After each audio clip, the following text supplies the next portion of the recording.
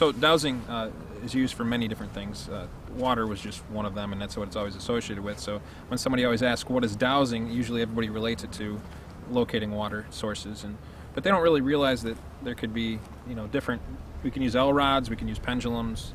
People are deviceless dowsers that don't even use any tools. Bobbers. There's people in India that use bones or dice, or, you know, it's just different ways to tap into a subtle energy, this energy field that we're all part of in this grid. I mean, we're all part of this energy, and we're all trying to tap into it some way or another. So there's many different methods and ways to get there. So we're constantly practicing to do that. Okay, so what we've done is we've tried to determine how wide the vein is. Now we're going to try and find the point of maximum flow. And my rods will go in the direction the vein is actually flowing.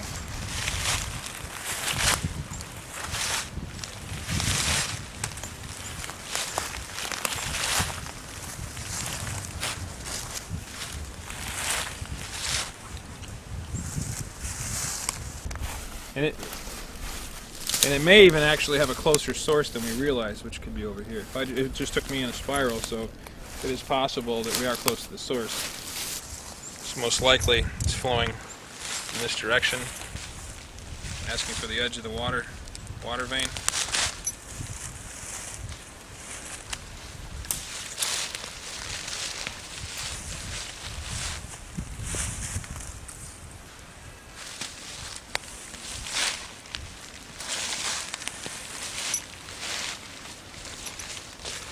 Come at it from different sides, trying to find both edges.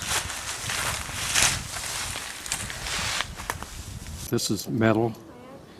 It's happened to be handy in my workshop.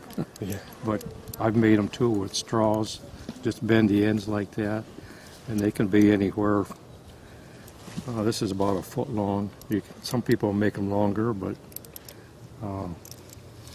it's whatever you fancy, you know. So we make them out of brass rods, copper. Oh, so you make them? Could be plastic. This is a welding rod. Raising rod, welding rod. And then you make it yourself. You bend it. Yeah, absolutely. Coat hangers. Now you do want to hold them a little bit farther apart. Okay. About shoulder width. And when you're walking, part of the trick is stabilizing them, keeping them straight. But in your mind, when you're walking forward, you're not only trying to balance them, but you're also trying to ask the question, you know, show me the edge of the water vein. So when you get to that water vein, some people cross, some people go out. Depends on how you're wired. So I should be more specific, because you know that the water is in this area, but I should be specific. Well, there's water surrounding all of us. We are water. So you have to focus on what we're looking for. Okay. So we could go through 16 layers of water to find this water vein that we're looking for. This could be hundreds of feet below the earth, which we haven't determined yet. Mm-hmm. But as you walk up to this, you're not only balancing these, and and once you get practice, it will become secondary. But you're focused on show me the edge of that water vein. So okay.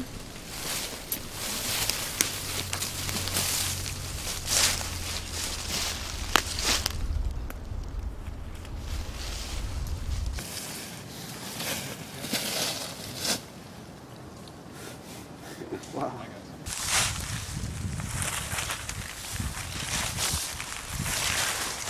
This may in fact be the edge.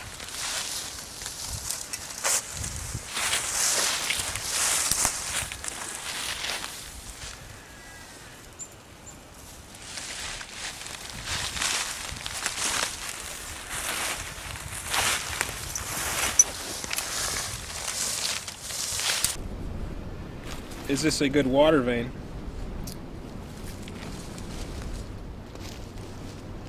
Is the water willing to come to the surface to supply water to these wonderful people? We do remote map dowsing.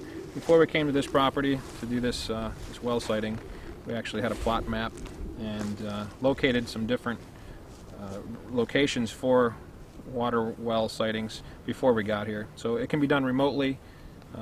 It can be done around the world. Space is of no difference. We could douse the planet Mars if we wanted to. It's just a matter of focusing and trying to figure out what we want to find.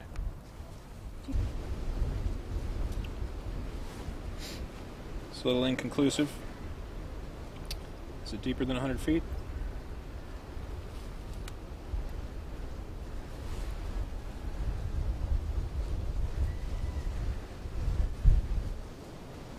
Deeper than 200 feet?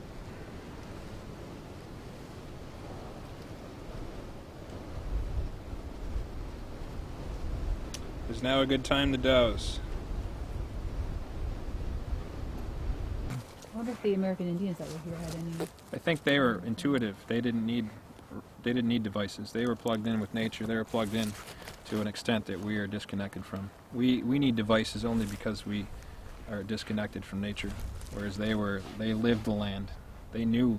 They didn't have to douse where the water was. They knew where it was. They felt it. And we have people that are that intuitive today in our group that can walk across the land and say, the water's right there. You don't see it. Yeah. You don't feel it. It's right there. So I mean, it's. Well, we got one lady that'll go to the grocery store and pick out fruit, and she uses her hands, and she says, okay, this pear is better than this one over here. And she just can feel the energy from it. She measures the life force of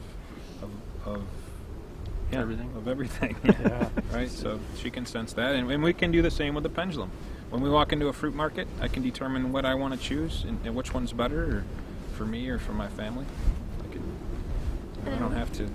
Water is not the only energy you can feel. There's something called labyrinths, where if you walk in them, you can feel the energy coming from the ground up to you, and it helps like bring healing and just makes you feel really good.